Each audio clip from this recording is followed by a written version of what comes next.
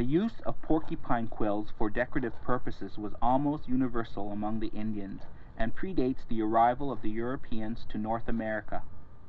Bernadette Panguish, an Odawa Indian living on the Wikwemicong Reserve, has practiced her craft for over 50 years. For the film, she decorates a box in a traditional geometric design with rare artistic skill. Before I start to pull the quills out of the skin, I give it a really good soaking. It makes it much easier. Usually the quills are left in the skin and kept in the freezer until needed. In the old days, they would kill 10 or 12 porcupines, skin them and salt them, and leave the quills on to bring them home. Now the porcupines are pretty scarce and hard to find. After the quills have been pulled out of the skin, they are washed in detergent to sanitize them. And then some of the quills are dyed in different colors. We just use Ritz dyes, which is a commercial dye, and boil them a little. Once they have been properly dyed and rinsed in plain water, they are ready for use. The box is made out of birch bark, and the quill decoration is applied to the separate parts of the box before it is assembled. The bark is split in two, because there is an inner and an outer part, and it would end up too thick. Also, it is much more flexible to work with. I mark the shapes and patterns with a blunt scriber so it won't show, and cut the shape out with scissors. This box will have a traditional geometric design and be about 8 inches in diameter.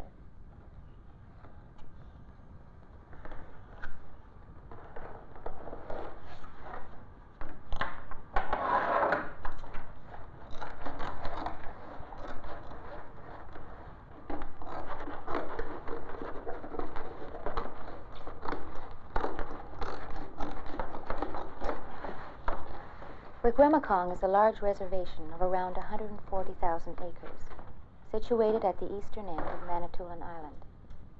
Most of the tribe is made up of Ottawas, pronounced Odawas. The island was considered the home of Manitou, the dominant deity of the Algonquian tribes, and the supreme being controlling life in the entire universe.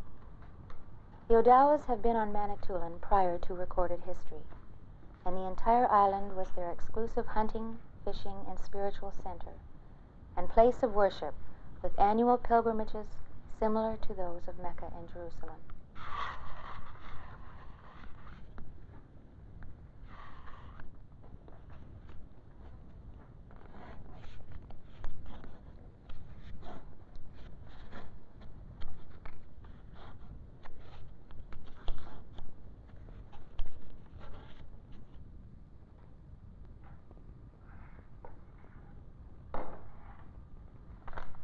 The quills are kept moist, and each quill is put in separately. That means 2 operations for each quill. The fine quills are used for the pattern work, and the coarser or thicker quills for binding the sweetgrass onto the box. A hole is punctured in the bark with a needle, and it tends to close even as the point of the quill is pulled through. A combination of the natural sap in the bark, a moist quill, and tight fit, especially when dry, will hold the quill in position and make it difficult to remove. Our forefathers were the members of the band known as the Dagawenene. They made up the western branch of Chief Pontiac's war party during his fight against the British. The main war chief was Nawanishkote, and the warriors were highly skilled in guerrilla warfare, with quick and devastating commando-type raids on the enemy.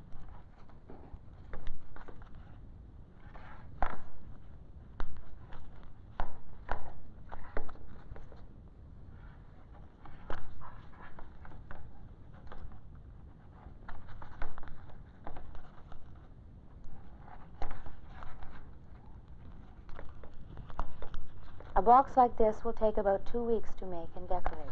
It's very eye-straining, and the work is done in spare time. When the quills are all fixed firmly in position, the excess ends are cut off as close as possible to the birch bark.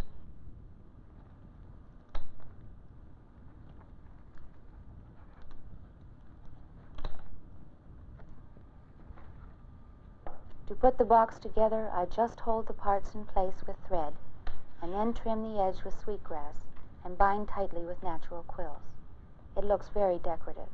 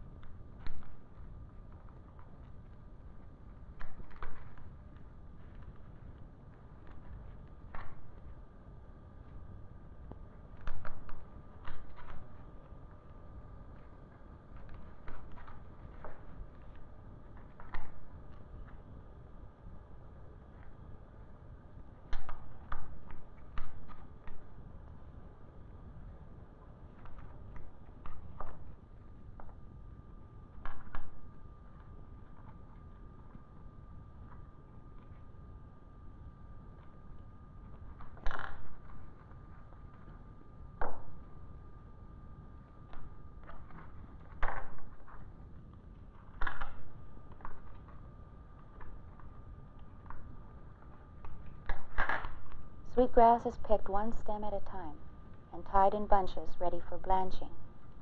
We blanch sweetgrass as you would a vegetable, and it stays nice and green with a real delicate fragrance.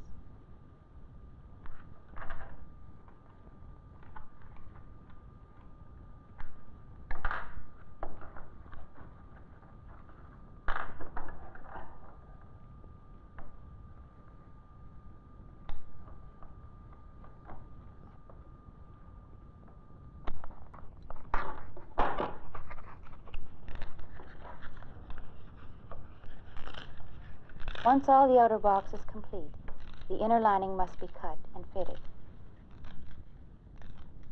The lining hides all the quill ends that have been clipped and finishes the box.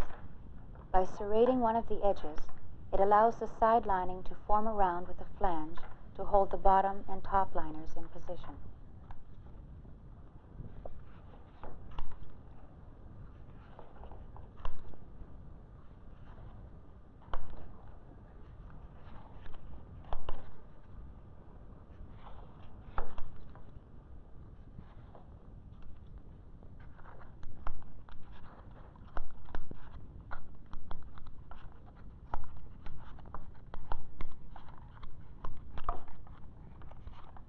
The Wikwemikong tribe has never ceded or signed a treaty with the Crown, the United States, or any other nation. 3 highly disputed treaties were made between the Indians and the British concerning Manitoulin Island. The first being the Bond Head Treaty, or Agreement of 1833, setting aside the reserve for the exclusive use of the Ottawas and any tribes wishing to settle there. However, the treaty was not signed by the Ottawas. The second was the Robinson-Huron Treaty of 1853, which made it compulsory for all Indians living along the shores of Lakes Huron, Superior, and Georgian Bay to settle on Manitoulin in lieu of those tribes ceding lands in other parts of Ontario, or if they so wished, traditional homelands would be reserved for them and held in trust by the Crown. Once again, the Ottawas did not sign the treaty. The third is known as the MacDougall or Manitoulin Treaty of October 6, 1862, when William MacDougall made treaty with the Indians to cede Manitoulin Island to the government to enable white settlement to take place. The Indians were guaranteed tracts of land, but had no choice where they were to be located. The Ottawas refused to sign this treaty and reserved their own tract of land for themselves. Parties to this farcical treaty were expelled or banished. So to this day, the Wikwemikong land remains unsurrendered and is owned solely by the band members, with an elected chief and 12 councillors. Over the years, the band leaders have been very effective in making Wikwemikong one of the most progressive Indian reservations.